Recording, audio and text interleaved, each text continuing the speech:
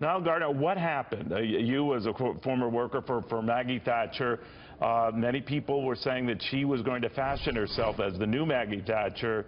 She really never was she? No, I think that there are, some very big differences between Theresa May and Margaret Thatcher. Margaret Thatcher was a deeply ideological person who was very much guided by deeply held conservative principles. I think that Theresa May is not an ideological figure. She's a very pragmatic figure. After all, she opposed Brexit, but after becoming Prime Minister, she strongly supported Brexit. And so she's a very different kind of politician to Margaret Thatcher. Also, I think that Lady Thatcher had a far deeper connection with the British people. She had a better understanding of the beating heart of Middle England. And I think with Theresa May, clearly a good chunk of the electorate felt they didn't connect with her. And Margaret Thatcher won 3 general elections in a row. She never lost a general election, and she won those elections based upon, I think, firm conservative convictions and principles. And I think that with Theresa May, some of her messaging was very, very muddled, and there was a lot of confusion in this campaign, and that didn't help her.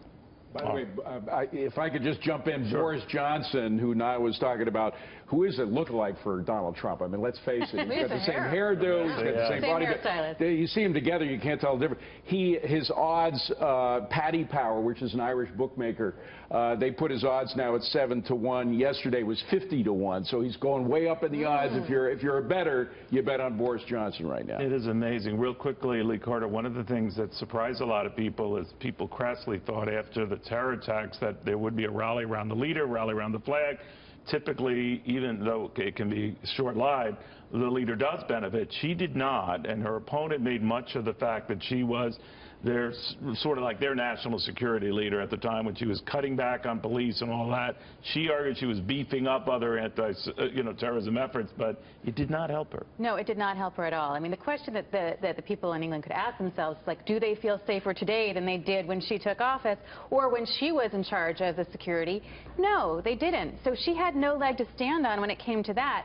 People didn't feel better. They didn't feel more confident. This whole era of stability that she's talking about, she just talked about, why didn't she give that to people? Why didn't she run on that? Instead, what we have is people are feeling very uncertain. People are feeling very, much less safe than they did.